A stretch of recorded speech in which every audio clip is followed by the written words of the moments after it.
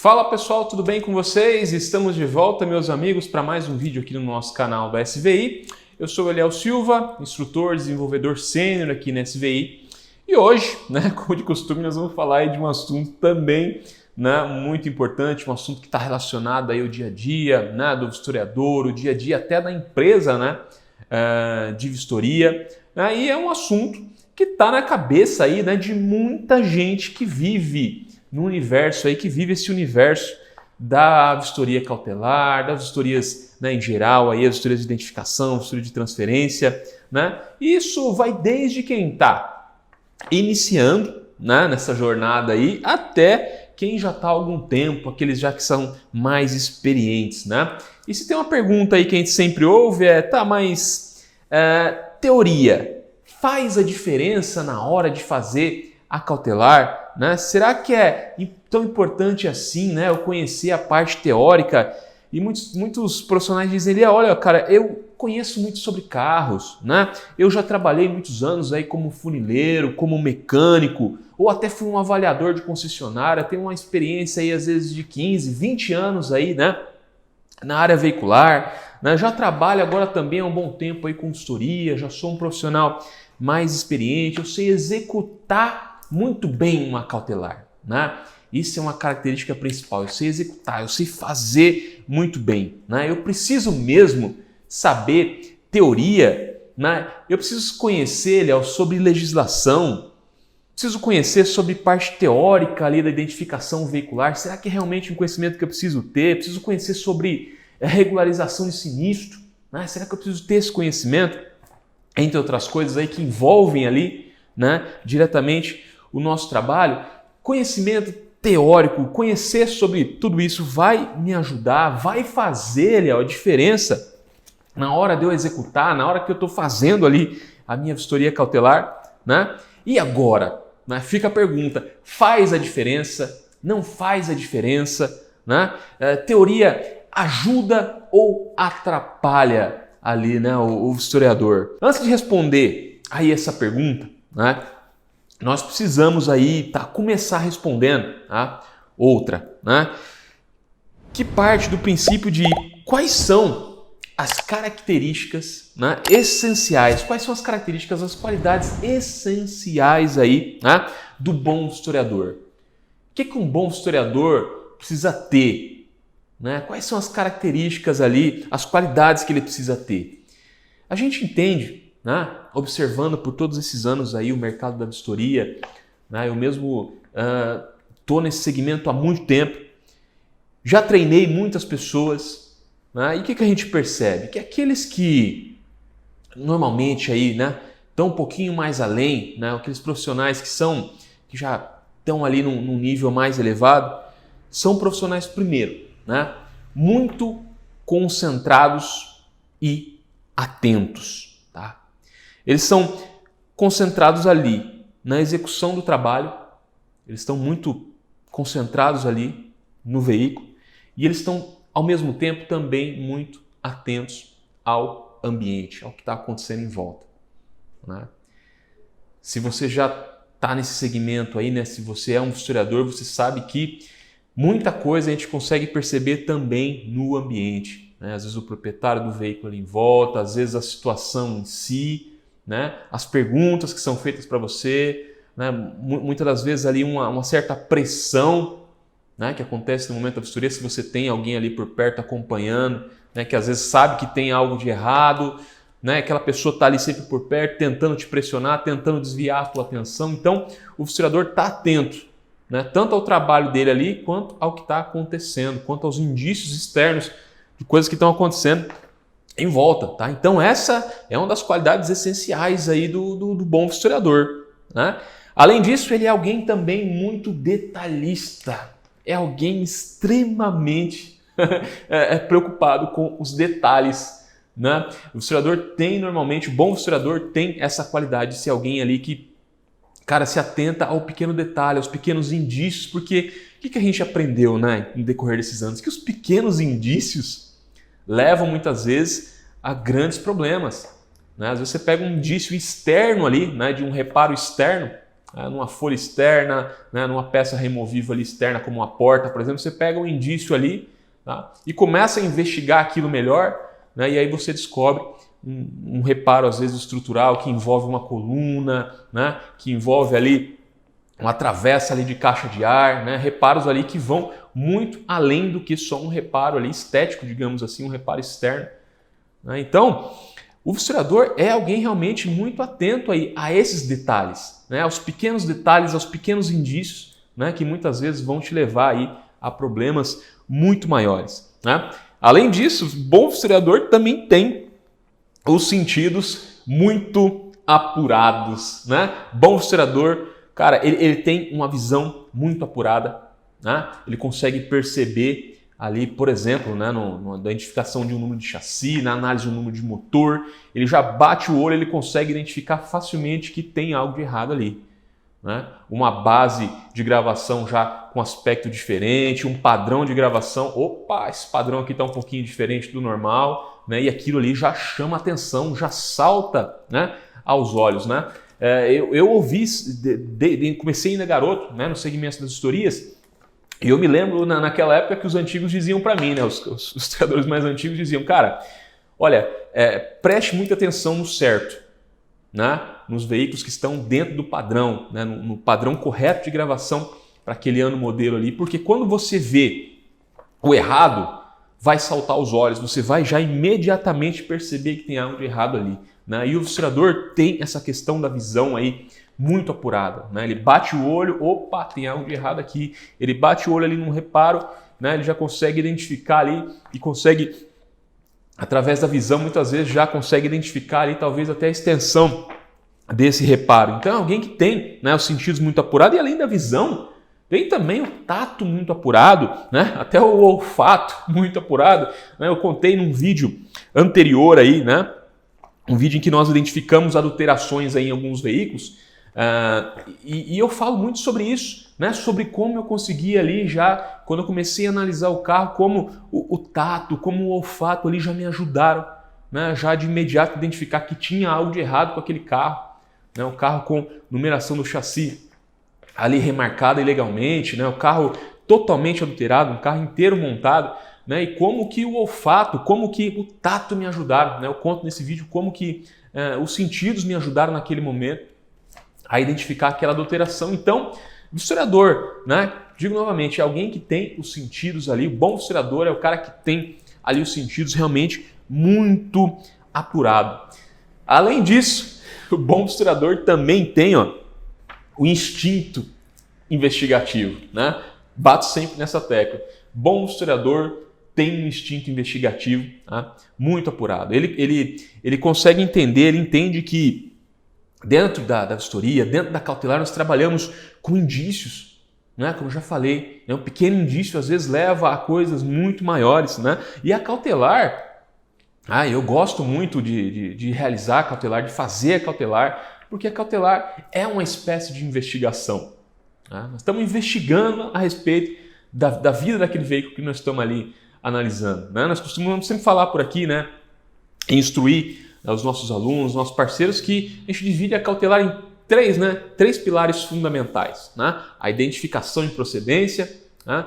A análise estrutural e a análise documental. Então, dentro desses três grupos aí de análise, né, que sustentam ali a vistoria cautelar, né, nós montamos investigações distintas, né, investigação sobre a identificação e procedência daquele veículo, aquele carro é realmente quem diz ser, né, aquele carro tem algum problema com algum dos identificadores dele.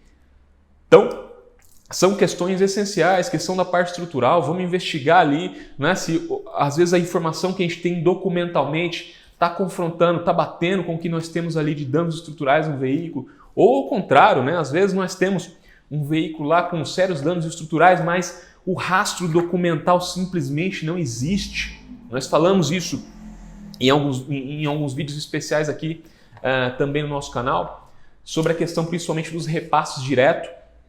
Se você não assistiu, confere esse vídeo aí que tem aqui no nosso canal. Nós falamos sobre os repasses diretos, como que funcionam os repasses diretos, né? Quando um carro é muitas vezes indenizado integralmente aí pelas seguradoras, né? O carro é dado a perca total, a seguradora indeniza aquele veículo e aquele veículo é repassado para o mercado, mas sem necessariamente passar por um leilão. Então nós estamos vendo uma quantidade cada vez maiores dessa situação de veículos nessa situação, e aí você não tem um rastro, muitas vezes o rastro documental. Né? Por quê? Porque é um veículo que não passou por um processo normal, aí que seria, né, um leilão. Então temos muitos veículos aí nessa situação. Né? Então isso faz parte aí também da investigação, né? Confrontar ali a parte estrutural com a parte documental. Né? Como eu estava falando, muitas vezes você vai encontrar ali o problema físico no veículo, né? O dano físico, mas documentalmente o carro não tem rastro documental, e aí você tem que confrontar aquela informação, ir mais a fundo e buscar informação lá dentro do mercado securitário. Né? Nós temos aqui dentro da SVI a Radar Securitária, que traz essa informação lá de dentro, a informação que está engavetada muitas vezes aí dentro do mercado securitário. A gente consegue ter acesso a essa informação, né? Para saber, né, a aceitação desse carro lá dentro do mercado securitário. E aí nós conseguimos trazer, né, saber se há algo lá dentro do mercado securitário relativo àquele veículo. Informações que muitas vezes estão restritas lá dentro. Então, olha só, né, como é bacana essa questão quando a gente fala do instinto investigativo, da investigação que nós fazemos a respeito do veículo, porque a gente considera vários aspectos, desde a identificação, saber se aquele carro é realmente quem diz ser, até a questão do histórico documental, até a questão da análise física do veículo ali com relação à sua estrutura. Então, é uma investigação, é algo gostoso de fazer, algo que, com o tempo, o bom historiador, né, ele vai tendo cada vez mais paixão em fazer, ele vai gostando cada vez mais daquilo, porque é algo realmente aí que traz uma alegria, né? Muitas vezes você conseguir concluir, muitas vezes ali a sua investigação a respeito daquele veículo, concluir o seu laudo ali, o seu parecer final a respeito do carro, né, com a descrição completa de tudo aquilo que você detectou, com tudo aquilo que você investigou a respeito daquele veículo, né, e trazer ali à tona, trazer a transparência muitas vezes para a negociação que está sendo feita. Né? O comprador ali sabe exatamente o que está comprando. Né? Isso é o bacana, né? O sentimento ali de realização, né, que a gente sente no final por saber, né, que está ajudando, que está contribuindo, enfim. Né? Tudo isso faz parte, né, do nosso trabalho, do nosso mundo, e é algo característico aí do bom historiador. Né? Além disso, ele é um cara também, o bom historiador é um cara aberto ao conhecimento. Né? Ele sabe que ele não sabe de tudo. Né? Ele sabe que todo dia ele vai aprender algo novo. Eu, quando comecei ainda muito jovem, nós tínhamos uma gama menor de modelos de veículos, né, de fabricantes. Então, talvez a coisa fosse um pouco mais fácil, né, lá atrás. Hoje, com uma gama enorme que a gente tem, né, de fabricantes, de modelos de veículos, né, hoje aí é algo que você tem que estar muito aberto ao conhecimento. Né? Você tem que entender, o bom historiador tem que entender, ele sabe que ele tem que estar aberto ao conhecimento, ele tem que saber que todo dia ele vai absorver, ele vai aprender, né, às vezes com um colega, ele vai aprender ali com aquele carro novo que chega para ele fazer, né? E todo dia é algo novo, todo dia é um aprendizado novo. Né? E ele sabe, e ele é alguém que gosta muito de carros, além de tudo isso. Né? Ele gosta, ele pesquisa, ele tem interesse em conhecer cada vez mais. Né? Alguém que está muito aberto e está sempre buscando ali os novos conhecimentos. Né? Então, esse profissional é o profissional aí que acaba se destacando. Né? E ele, além de tudo isso, ele precisa, né? E ele é alguém que está imerso, né, nesse universo veicular. É alguém que está profundamente, ele vive aquilo ali. Sabe quando você acorda, né? Quando você toma café, né? E você almoça e janta carro? É isso. Né? O bom historiador, ele vive o tempo todo sempre imerso, né, naquele universo. Ele é algo que desperta muito interesse dele. Ele é alguém realmente um especialista, né, naquela área, que busca se especializar aí, né, a cada dia. Né? Ele se torna um especialista, ele se torna aí um expert cada vez mais completo, que quanto mais você é imerso, cada vez você pesquisa, você lê, você aprende, né? Você se torna cada vez mais um profissional cada vez mais completo. Né? E o bom historiador, ele tem essa característica, né, de se tornar aí um especialista cada dia mais completo. Né? E um profissional completo, é um profissional mais valorizado. É ou não é verdade? Quanto mais habilidades um profissional tem, mais valorizado ele é. E isso não é só no segmento das cautelares, das vistorias, não. Isso é em qualquer segmento aí. Quanto mais habilidades um profissional tem, quanto mais capacitado um profissional é, mais valorizado ele é. E dentro do nosso universo, das cautelares, das vistorias, quem são os profissionais que mais se destacam? Quem são esses profissionais? São normalmente os que possuem uma alta habilidade de execução. Eles são profissionais muito bons em fazer a cautelar, as vistorias. Esses são os profissionais que normalmente se destacam. Com certeza, talvez você conheça aí, alguém que é muito bom na área de vistoria, alguém que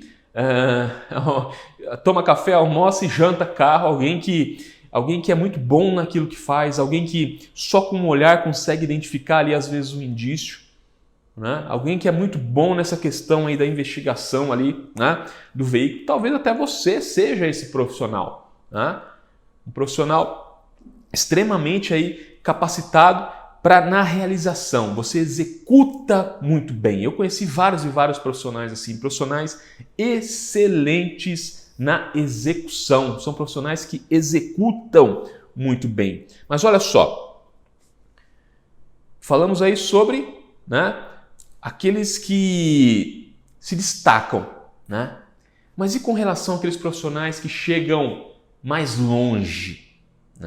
Aqueles caras fora da curva, aqueles caras que são acima da média. Quem são esses caras? Dentro do nosso segmento aí das vistorias. São aqueles historiadores, aqueles profissionais, aqueles experts que, além da execução, além de serem ótimos executores, além de ter todas essas qualidades aí, são pessoas que possuem o conhecimento técnico. Eles são ótimos executores, mas também têm o conhecimento técnico para fundamentar ali as suas análises, para sustentar as suas análises. Vamos falar um pouquinho mais disso, tá? Mas esses caras aí são, esses historiadores são os caras fora da curva, tá? São aqueles que são acima da média, são aqueles que realmente estão um passo à frente, E o que é esse conhecimento teórico aqui dentro do nosso segmento das vistorias? Talvez você me pergunte aí, falar um pouquinho, Falamos lá no comecinho um pouquinho sobre o que seria esse conhecimento técnico, É principalmente, esse conhecimento técnico é principalmente aquele que envolve, primeiro, a legislação relacionada à identificação de veículos e segundo, aquele conhecimento técnico relacionado à legislação sobre regularização de sinistros. O conhecimento sobre esses dois grupos de legislação aí, como eu já disse, é o que fundamenta ali a análise desses profissionais. É o que dá sustentação.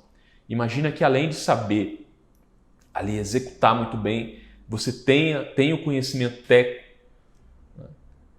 profundo sobre o porquê, por exemplo, aquele identificador é do jeito que é. Porque ele é cadastrado do jeito que é. Porque ele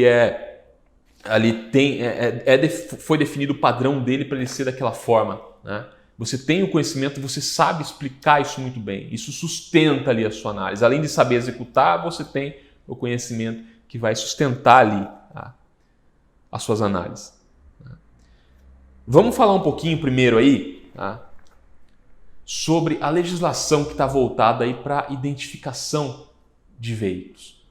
Como eu já disse, se você tem esse conhecimento, se você sabe executar muito bem e se você tem esse conhecimento, aí você se torna um profissional realmente além das expectativas. É um profissional que quando é questionado ali, na hora, como a gente diz, do vamos ver, na hora que você está com o cliente ali na tua frente, que você precisa explicar para ele, por exemplo, que a ausência daquela etiqueta ETA, que é obrigatória, que ele deve buscar a regularização daquele item, né?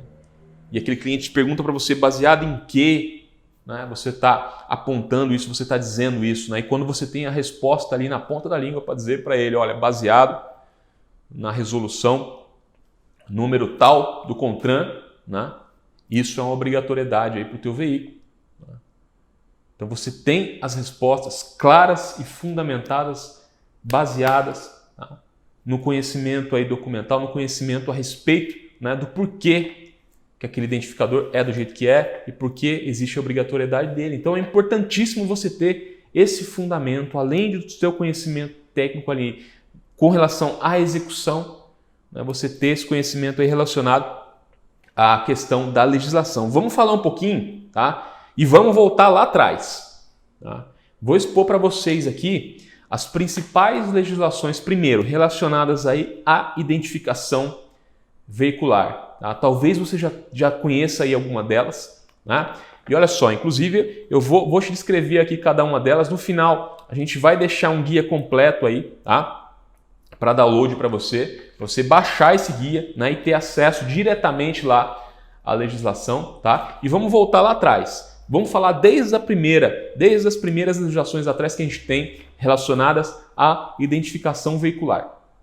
Vamos falar então da primeira resolução, né, do CONTRAN, que é o Conselho Nacional de Trânsito, né, que traz aí as resoluções, né, voltadas. Acima dela a gente tem o CTB, né, que trata aí, né, tem artigos voltados aí à identificação, tá? Mas nós temos por parte do CONTRAN, né, aí algumas resoluções voltadas aí, tá, para identificação veicular, tá?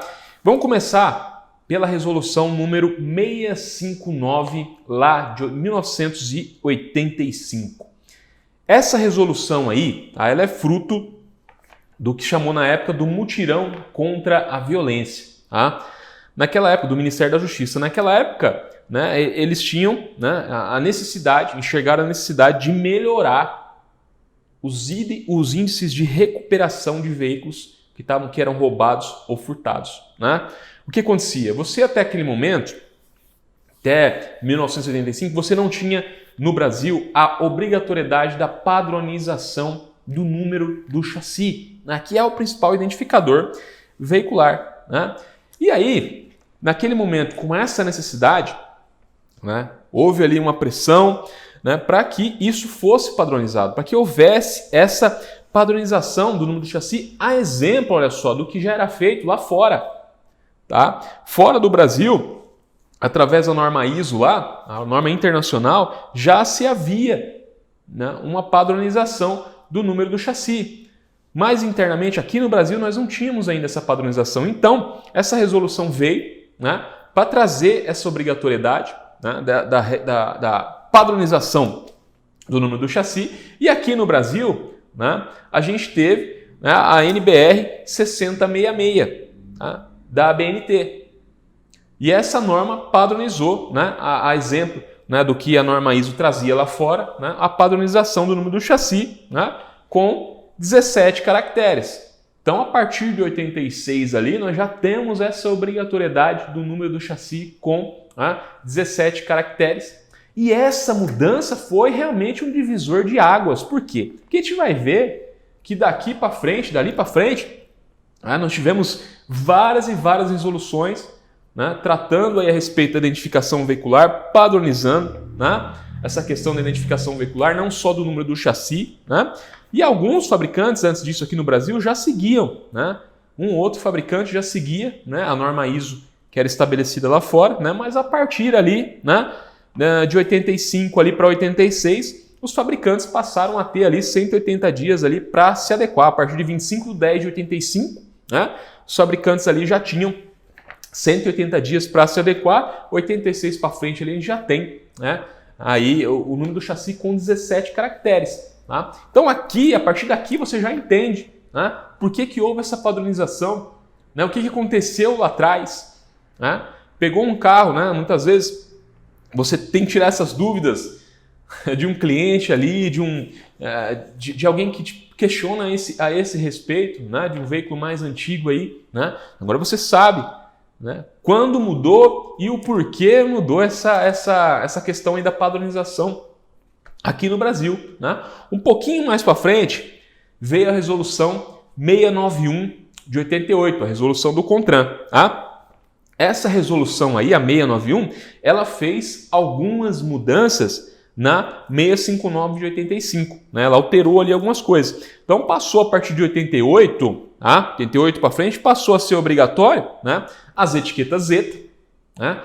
As 3 etiquetas Zeta, no compartimento do motor, na coluna da porta e no assoalho do veículo, né? A gente tinha, a partir de 88, essa obrigatoriedade e também a obrigatoriedade das gravações de vidro, né? Para-brisa, traseiro e 4 vidros laterais, exceto os quebra-ventos. Tá? Então, a partir de 86, chassi com 17 caracteres. A partir de 88, gravação de vidro e etiqueta ETA passaram a ser obrigatórios. Tá? Mais uma questão importante aí, né? Fruto de muitas dúvidas aí, né, do pessoal a esse respeito. Antes disso, não se tem obrigatoriedade. A partir desse momento, né, nós passamos aí a ter a obrigatoriedade, né, das etiquetas ETA e das gravações de vidro. Já alguns anos depois, né, praticamente 10 anos depois, nós tivemos a resolução mais recente, que é a resolução do CONTRAN 24 de 1998. E o que essa resolução trouxe? Ela trouxe, primeiro, a desobrigação da etiqueta ETA do assoalho. Tá? Então, passou ali para veículos fabricados a partir de 99, tá? Passaram a ser desobrigados da etiqueta ETA do assoalho. A gente sabe que até hoje tem montadoras aí que inserem a etiqueta ETA do assoalho, tá? Mas não é, né, mais um item aí obrigatório. O que mudou também, tá? Nessa resolução 2498? Mudou que agora a 10ª posição do chassi não é mais o ano fabricação. Ela passa a ser o ano modelo dali para frente, tá? Então, carros abaixo, tá, dessa resolução, 10ª posição era o ano fabricação. A partir de 99, 10ª posição passa a ser o ano modelo do veículo, tá? E o que aconteceu? Devido a isso, passou-se a ser obrigatório, tá? Essa resolução também trouxe a obrigatoriedade da inserção de uma plaqueta ou etiqueta contendo o ano fabricação do veículo. Por esse motivo, até hoje, você encontra aí nos veículos, né, a etiqueta lá com o ano, né, fabricação do carro. Né? Partiu aqui dessa resolução número 24 de 98. Né? Essa resolução aí trouxe, né, essas mudanças aí. Pouco mais para frente, né, lá em 2008 já nós tivemos a resolução 282. Né? A 282 aí, ela estabelece os critérios para regularização dos motores. Né? Ela revoga ali uma primeira resolução, né, que foi voltada para esse assunto, a resolução A250 de 2007. Né? E ela trata do quê? Ela trata da regularização de motores com ou sem número de origem. Tá? E pode ser motores aí de reposição, né, que normalmente possuem nota fiscal. Né? A gente sabe aí, né, que esses motores são cabíveis de regularização, né, através aí dessa resolução. A resolução ela trata também da regularização de motores aí fora do padrão de origem.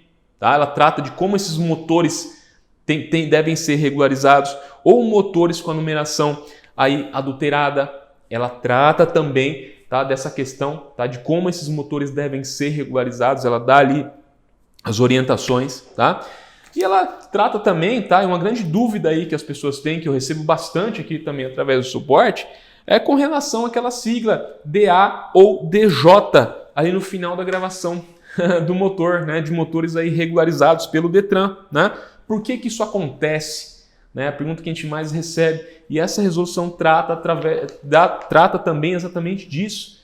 Né? Por que motores aí, alguns motores regularizados, né, trazem a DA ou a DJ no final? Pode ser uma decisão administrativa ou uma decisão judicial, né, que vem através do Poder Judiciário para aquela remarcação de número de motor, ou uma decisão do próprio órgão de trânsito, né, uma decisão administrativa. Então essa resolução trata e explica também a respeito dessa questão. Né? Ela fala também sobre a criação do RENAMO. Você sabe o que é o RENAMO? Registro Nacional de Motores, né, o registro único aí de número de motores, ela trata também aí sobre essa questão aí da criação do Renamo, tá? E aí nós tivemos, né, essa resolução também, essa questão do cadastramento, da regularização de motores, foi aí um divisor de águas, né? Também aí dentro desse universo de identificação, né, trouxe essa obrigatoriedade, né, de você ter essa informação dentro ali do CRLV, né, trouxe muita mudança. Dali para frente a gente teve a questão das ECVs também aí, né, você teve aquela resolução das ECVs e aí as ECVs, né, começaram a nascer aí em todo o Brasil, né? Já temos aí muitos estados hoje com a presença das ECVs. Talvez você esteja me assistindo aí, trabalho, tem uma ECV, né? Então, tudo isso, muita coisa começou a partir dessa movimentação aqui do cadastramento de motores. Lembro muito bem dessa época aqui em que tudo isso começou, né? Hoje nós temos isso tudo muito bem já avançado. Como eu já disse, muitos estados aí já têm a presença das empresas credenciadas de vistoria, né? Esse serviço, né, da vistoria de transferência sendo terceirizado aí, né, para as empresas credenciadas de vistoria, né? Bem recentemente, né, nós tivemos aí a resolução 968 de 2022. Você já está por dentro dessa resolução aí?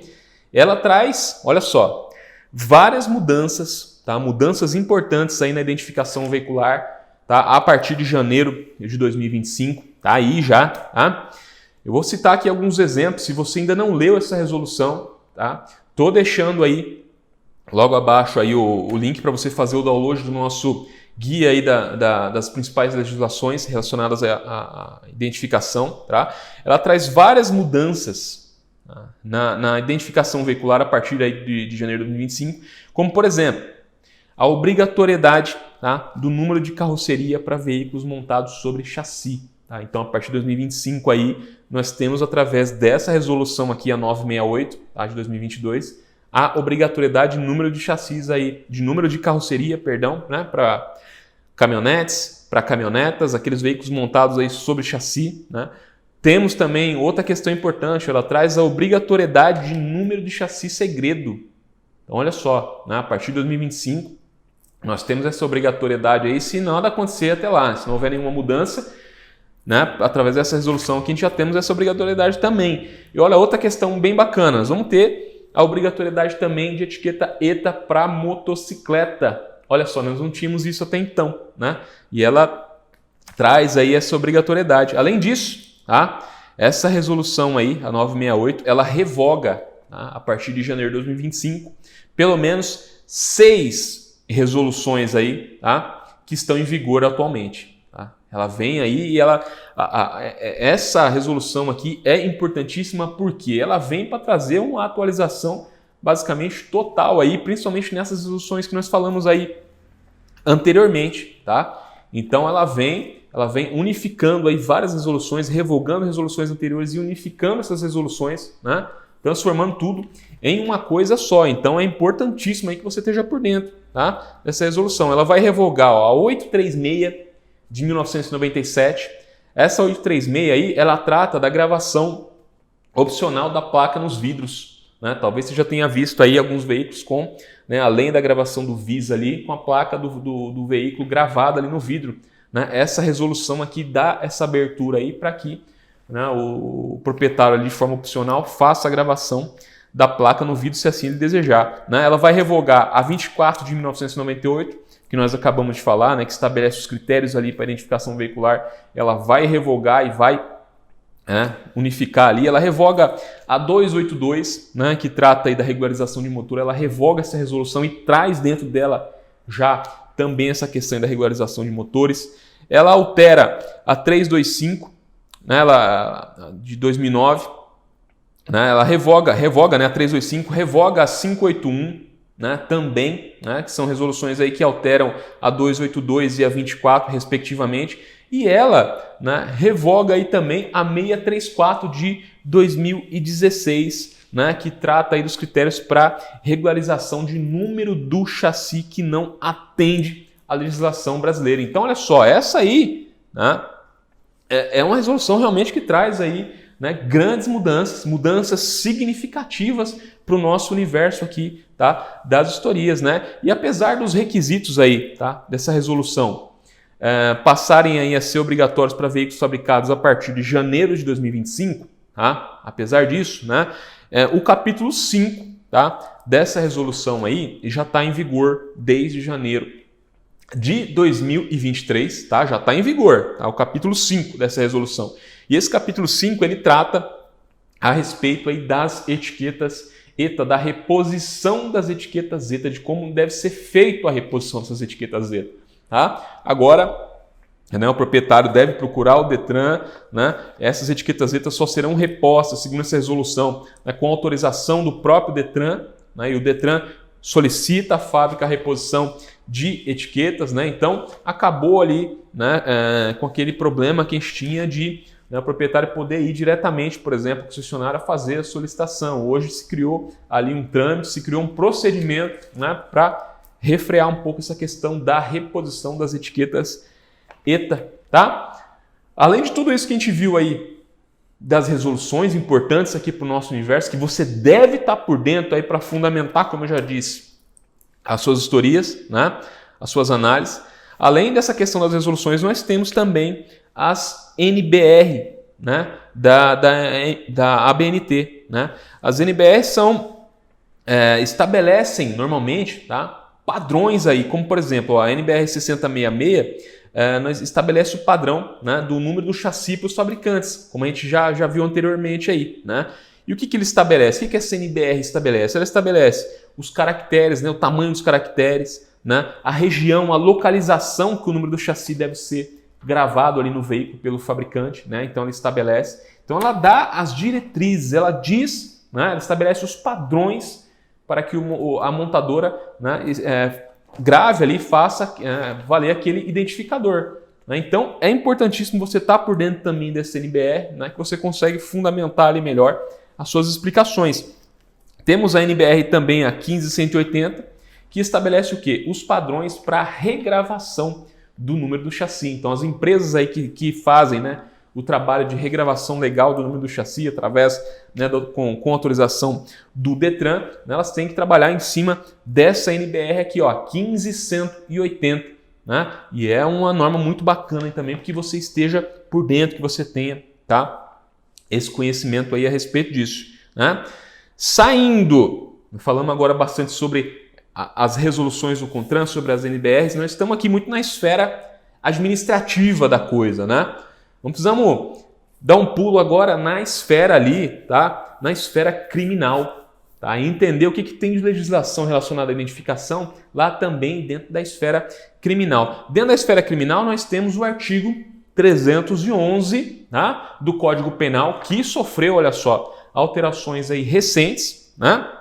Ele trata do crime relacionado aí, dos crimes, né, relacionados à identificação de sinais identificadores, tá? Como eu já disse, passou por uma atualização recente agora, tá? Através da Lei 14.562, agora comecinho de 2023, né?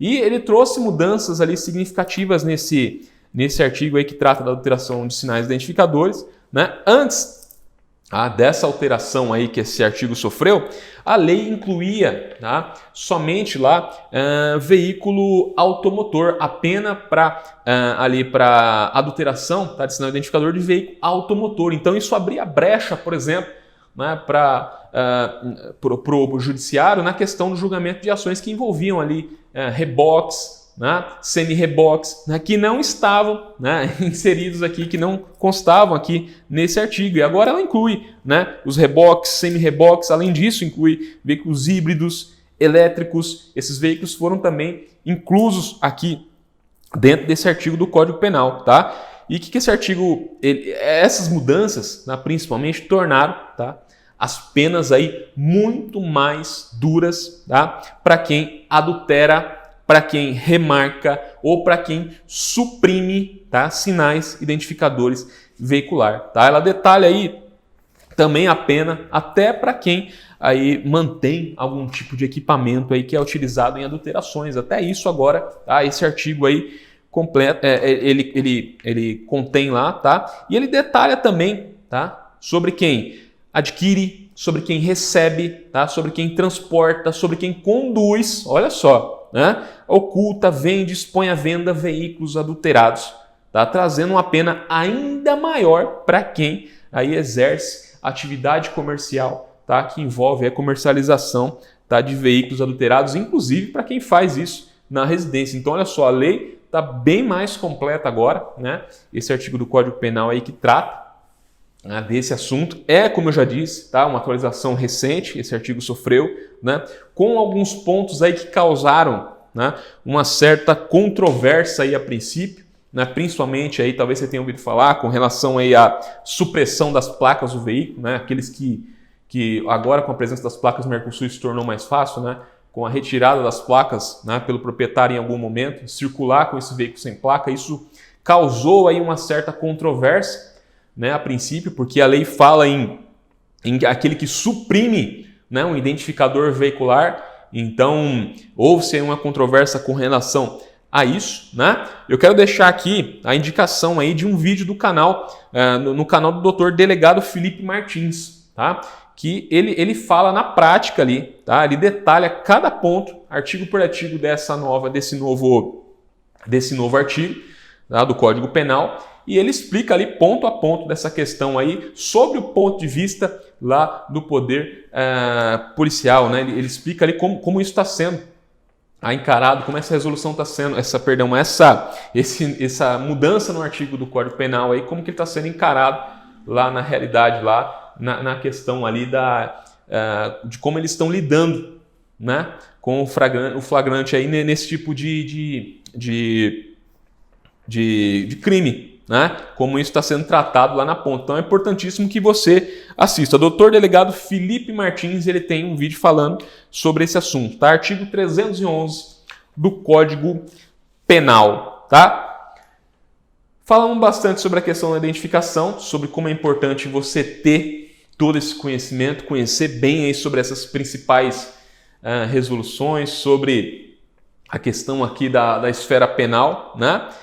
E quais que são, né, as principais legislações agora voltadas que você precisa conhecer também sobre a classificação e sobre a regularização de sinistros, né?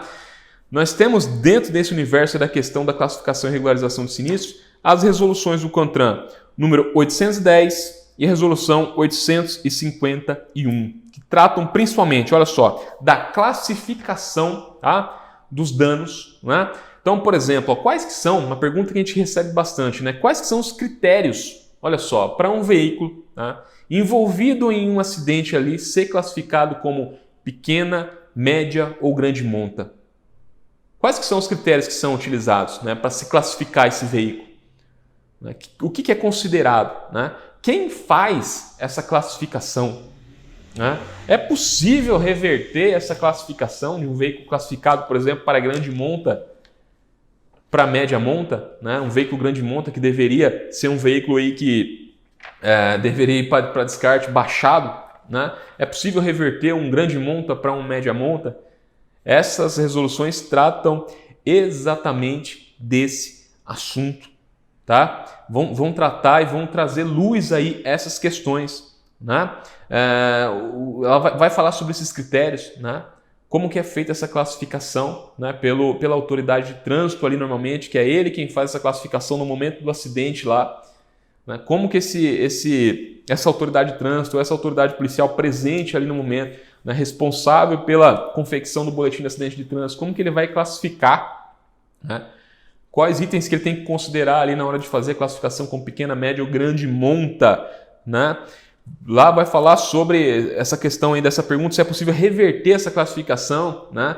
Vai trazer luz a essa questão, você consegue, essa resolução dá brecha para que você contrate, né? Para que o proprietário contrate, ele traga, né? Depois de uma classificação feita lá pela autoridade de trânsito, que ele contrate ali um engenheiro, né? Um engenheiro mecânico, para que essa monta seja reclassificada. Então esse engenheiro consegue emitir, né, um laudo, obviamente, dentro ali das especificações da resolução, para que seja feita a reclassificação dessa monta. Então hoje você consegue, né, reclassificar um veículo de grande monta, né, para média monta, obviamente, né, dentro das especificações aqui do que exigem essas resoluções. Então, são questões importantes aí que você precisa conhecer, precisa saber, né? Além disso, ela traz os procedimentos aí para regularização, né? Transferência e baixa, tá? De veículos aí envolvidos em acidentes. Então, essas duas resoluções aí são essenciais, tá? Para que você esteja totalmente por dentro dessa questão aí, tá? Dos veículos aí envolvidos em acidente, classificação e regularização de sinistro. Além disso, é importante que você conheça também sobre a resolução 922 de 2022. Por quê? Porque ela estabelece lá os procedimentos, né, para prestação de serviço pelas ITLs, né, do Inmetro para emissão do CSV. Então você quer saber aí, né, quais que são os procedimentos, tá, para uma empresa técnica licenciada aí, tá, do Inmetro fazer a emissão do CSV, né, para um carro aí recuperado de sinistro. Né? Então você lá dentro dessa 922 você vai entender quais são os parâmetros utilizados lá pelas ITLs no momento lá, né, de fazer essas inspeções, de emitir ali o certificado de segurança veicular. Além disso, importantíssimo também a 967 de 2022, a resolução 967, que trata, né, sobre a baixa, tá, e registro, tá, de veículos, né, envolvidos aí em acidentes. E sobre as modificações do veículo, é também uma grande dúvida a de muita gente, né? E a resolução 916 de 2022 trata exatamente desse assunto, da questão das modificações, né? Sobre aumento de roda, sobre troca de combustível, alteração na suspensão, alteração no sistema de iluminação, né? Aquela alteração está dentro da legislação, não está, né? Atende os requisitos, não atende os requisitos. Essa resolução 916 de 2022 trata sobre esse assunto e é uma resolução que você aí, meu amigo, precisa estar por dentro também, você precisa conhecer, né, aí também sobre essa resolução, tá? Falamos aqui sobre as principais, tanto que envolve, né, a identificação veicular, quanto a questão aí dos veículos envolvidos em acidente, dos veículos sinistrados, quanto também na questão aí, né, das alterações aí, né, das mudanças, né, nos veículos. Então, são três, né, questões aí fundamentais, tá, que envolvem resoluções que você precisa, que envolvem legislação que você precisa estar por dentro, né, para se tornar um profissional aí cada vez mais capacitado. Então, depois de ver tudo isso, né, e entender um pouquinho sobre tudo que envolve nosso trabalho, né, quanta coisa, né, não está envolvida ali diretamente com o trabalho que nós executamos lá na prática, né?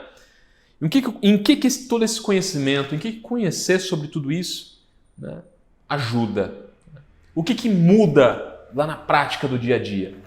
Vou tocar só em alguns pontos aqui para você, tá? Primeiro deles é o fundamento, tá? A fundamentação técnica agora, né, para suas historias. Olha só. Você sabe por quê? Porque a sua análise vai estar baseada agora, né, no seu conhecimento prático. Então você executa muito bem aquilo que nós já falamos, né? O seu feeling, o seu instinto, né? O conhecimento que você adquiriu na prática do dia a dia, o conhecimento que foi passado para você através dos seus colegas, através, né, do seu network. Né? Você vai aliar todo esse conhecimento que você já tem, prático, de realização, com a fundamentação técnica, a base técnica, tá? Você vai aliar aquilo que você já tem, mais esse conhecimento técnico. Imagine como isso vai te tornar um profissional ainda mais completo. Né? Vai te trazer também, tá, um embasamento técnico aí para suas argumentações. Com certeza, eu tenho certeza absoluta, tá, que se você já atua nesse segmento, você já tem em algum momento sido questionado, né? Seja por um cliente, seja por um parceiro comercial, com certeza você já foi questionado a respeito, né, de algo relacionado ali à vistoria, à execução em si da cautelar, né? E essa dúvida talvez possa ter ido além do seu conhecimento, né? Você tem um conhecimento ali na execução, mas faltou ali, talvez tenha faltado naquele momento o conhecimento técnico para fundamentar ali a sua resposta. E quando você tem essa base técnica, essa base teórica, a contra-argumentação muitas vezes acaba ali. Por quê? Porque a sua resposta está fundamentada, além do seu conhecimento prático, também na questão do conhecimento técnico, da base fundamental ali, tá? Que é o conhecimento a respeito da legislação, porque aquilo é como é, porque existe, né, algo por trás, porque existe uma legislação, porque existe uma NBR, porque existe uma obrigatoriedade por trás daquilo. Tá? Então você responde com muito mais propriedade. E além de responder com propriedade, você consegue orientar da forma correta. Né? Como eu já falei a respeito das etiquetas, né? A respeito de uma regravação de chassi, às vezes com oxidação, você consegue orientar o cliente baseado no conhecimento técnico que agora você tem, né? De forma correta. Né? E cada vez você vai se tornando um profissional cada vez mais completo e mais respeitado. Você é encarado realmente como um expert naquilo que você faz. Né? Você é encarado pelo mercado, né, como alguém, né, realmente como alguém com expertise naquele assunto. Né? E isso te torna cada vez mais valorizado. Lembra do que eu te falei, se você executa muito bem, você é muito valorizado. Mas se você tem, né, esse plus a mais, se você tem esse conhecimento técnico, você está um degrau acima. Tá? Você é um profissional muito mais valorizado. Para te ajudar nisso aí, tá? Nós preparamos, já falei para vocês aí, um guia, tá, com as principais legislações, tá, que envolvem identificação, tá, de veículos e a classificação, tá, e regularização de sinistro. Tá? É um guia, tá, em que você vai encontrar aí o número das resoluções, tá, e uma breve descrição ali do que trata aquela resolução, tá, e o link também dentro do guia ali para você conseguir ter acesso diretamente a essa resolução, diretamente lá dentro do próprio site do Senatran. Acontece que o texto de algumas resoluções aí anteriores, tá, a 1998, tá, algumas delas já não estão mais em vigor, já estão aí revogadas, mas é importante que você conheça sobre essas resoluções porque elas contemplam os veículos fabricados dentro daquela faixa de ano, né? Falamos lá, pegamos desde 85, 86, quando tivemos a primeira, até 98, quando a gente teve ali mudanças significativas. Então nós temos muitos veículos foram fabricados naquela faixa de ano. Então você precisa saber, né, quais são as obrigatoriedades para veículos fabricados naquela faixa de ano. Então é importante que você tenha acesso a essas resoluções anteriores, tá, a 1998. Nós trazemos então, já que nós não temos o texto dessas resoluções lá dentro do próprio site do Senatran, nós disponibilizamos, tá, também para download o texto aí, tá, dessas resoluções. Tá?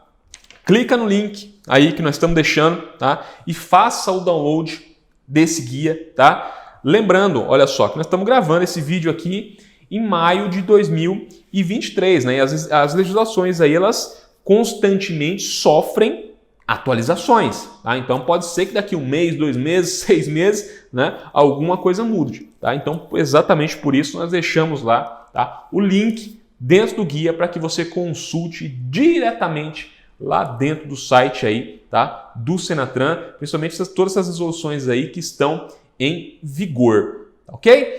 Vou ficando por aqui, tá? Agradeço você que me assistiu até esse momento, né? Deixa aí, inclusive, o seu comentário a respeito do que você achou sobre o que eu falei, né? Se faz sentido para você, né? Se você acha que o conhecimento técnico aí, você conhecer mais profundamente sobre essa questão aí da legislação, se isso vai realmente te ajudar, vai fundamentar, se você concorda com o que eu disse, né? Ou não, deixa aí o seu comentário, quero saber o que você acha a respeito desse assunto, tá?